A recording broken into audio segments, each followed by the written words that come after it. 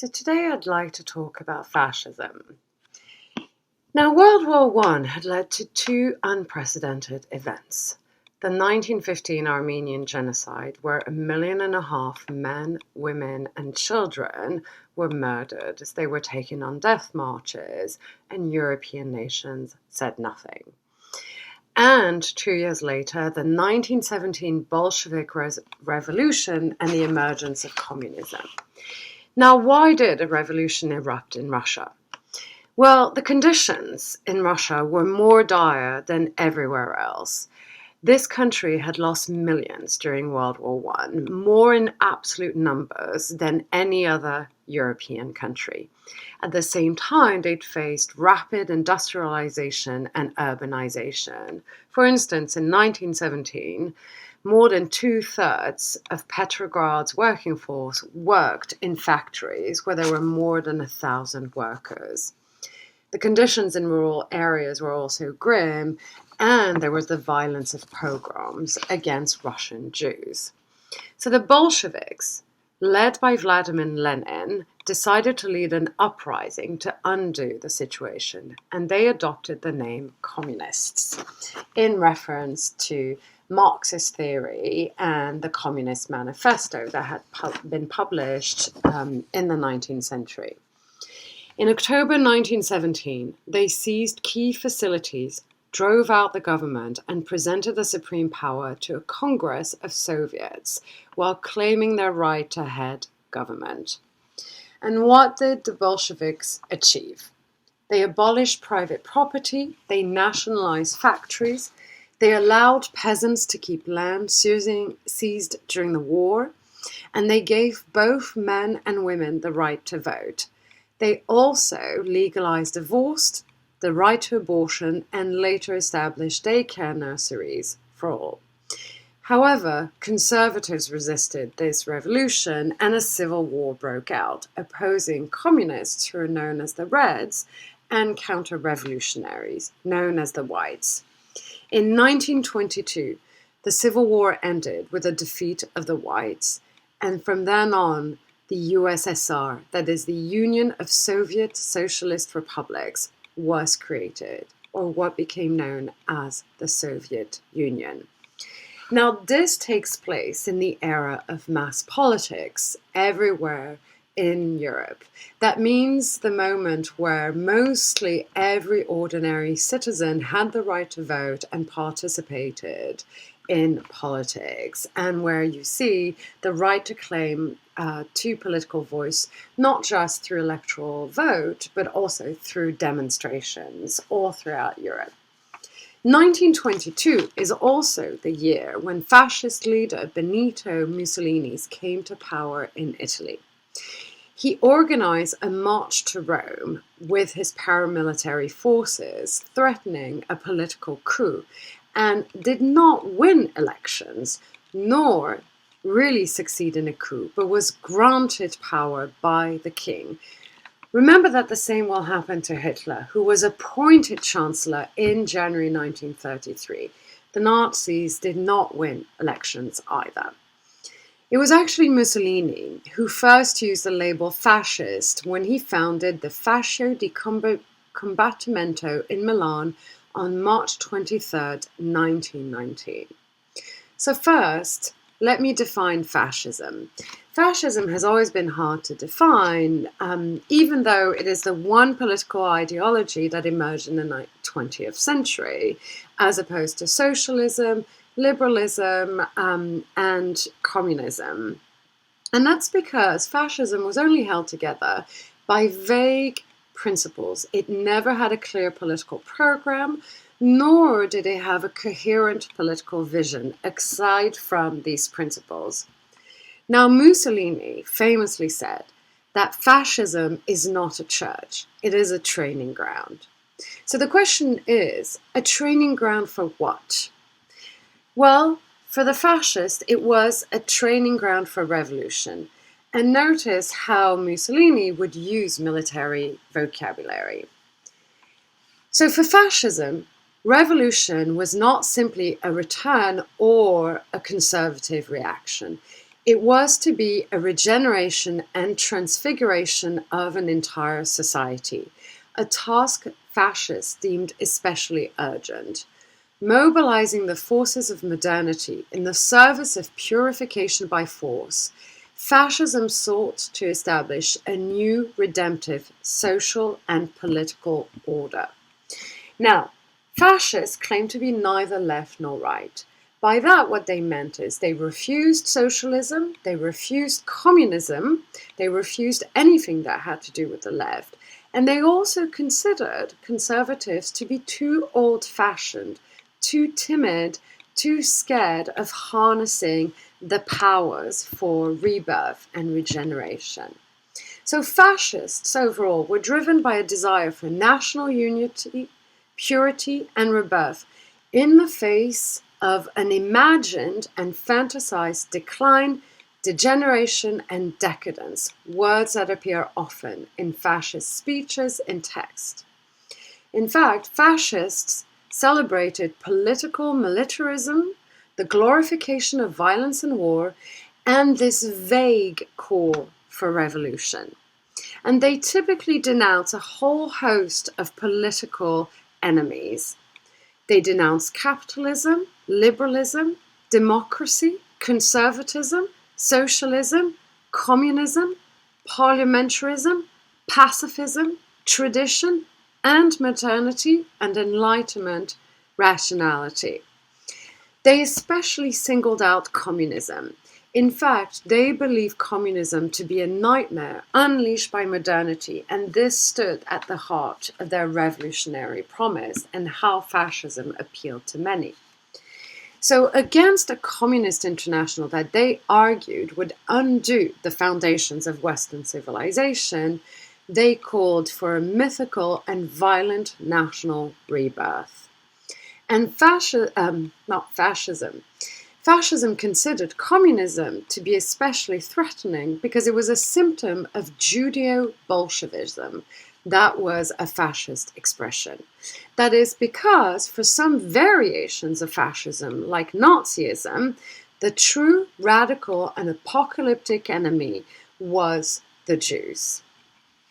And please make a note that even though National Socialism had socialism in the title, it was never socialist in shape or form or content. There was a purely instrumental ploy to win votes at the elections. Now, what's important to keep in mind is fascists were not anti-modern. In fact, they were of their age. They understood that this was the era of mass media, and they yielded the power of mass spectacle. They, in fact, sought to completely remap the coordinates of ordinary life, and it wanted to bring about the salvation of the self that they believed was in the throes of a decentering and dissolution in ways that echo Caroline Dean. And that means that the nation needed one single authoritarian leader. This is why democracy had to be eradicated. And we know this from the fact that Mussolini called himself Il Duce, the leader, just as Hitler called himself the Führer, the leader. So the paradox of the interwar world and how it shaped fascism is that, in fact, anxieties about the effects and consequences of World War I led to seeming contradictory effects and desires.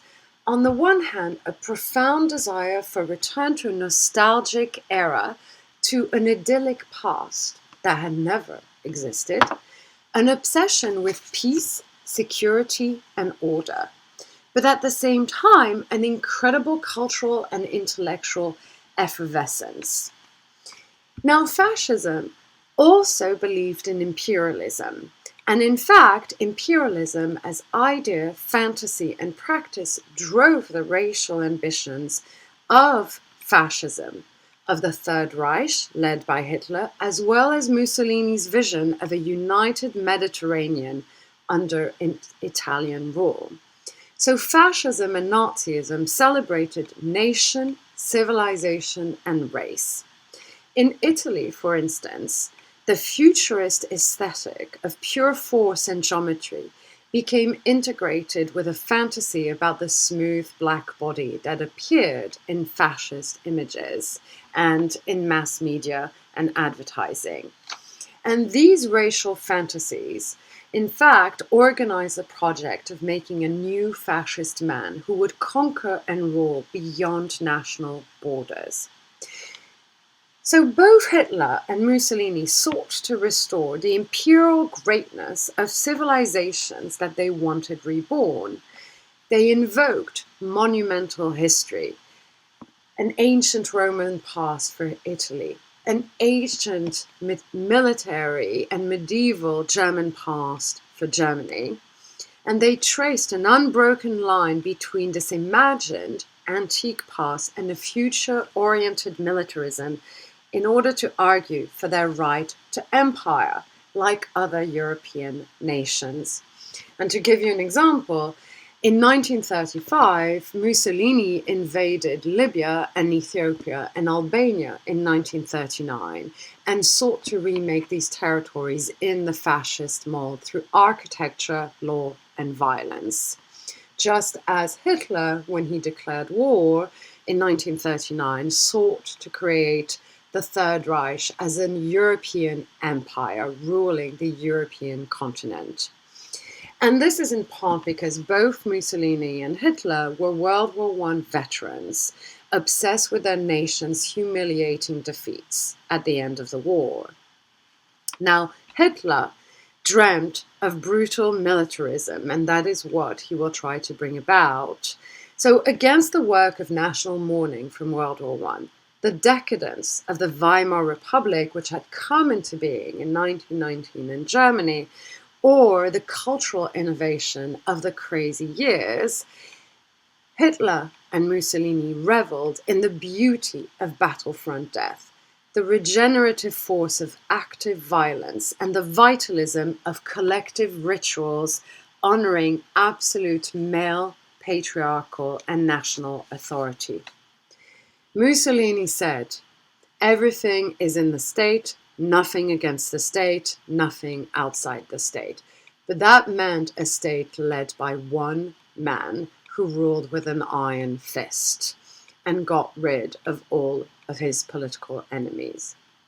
For Nazi legal theorist Carl Schmitt, the state must first and foremost secure a community against its enemies through force and violence if necessary. For Hitler, this meant nothing less than a racially pure and apocalyptic vision of empire, and both celebrated authoritarian leadership. So how did they achieve that?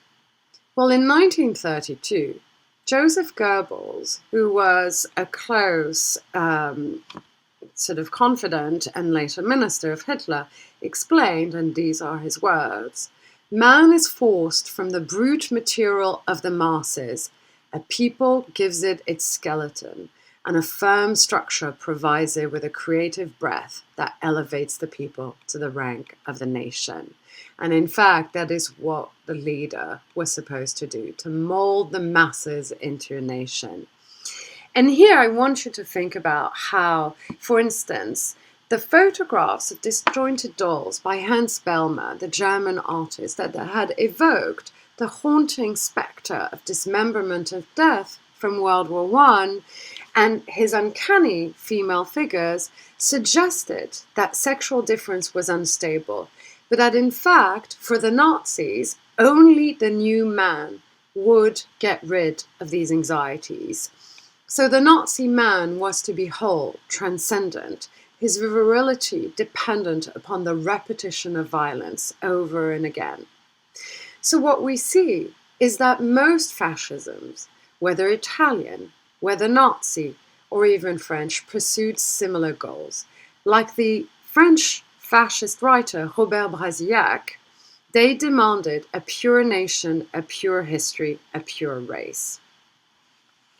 Now, more than any other regime, the Nazi racial hygienist drive sought to remake the nation through eugenics, euthanasia, and of course, racial anti-Semitism later organized into mass persecution and genocide. So the Nazi state was first and foremost a racial state, driven by racial anti-Semitism, as well as against all of those who were considered racially impure. And sex stood at the heart of the Nazi racial utopia, because the race, the Aryan race, was to be brought about, remade, in order to erase the perversions of the Weimar years, embodied especially by Jews and homosexuals. Only the Aryan heterosexual pairing of healthy, fit, racially pure bodies could overcome the decadence of the recent past. Now, Hitler had actually said as much in his 1925 manifesto, Mein Kampf, which means my struggle. And he wrote in this manifesto, public life must be freed from the suffocating perfume of modern eroticism, just as it must be freed from unmanly, prudish dishonesty. In all of those things, the goal and path must be determined by a concern for the preservation and health of our folk in body and soul. So for the Nazis, sex was hygienic and redemptive.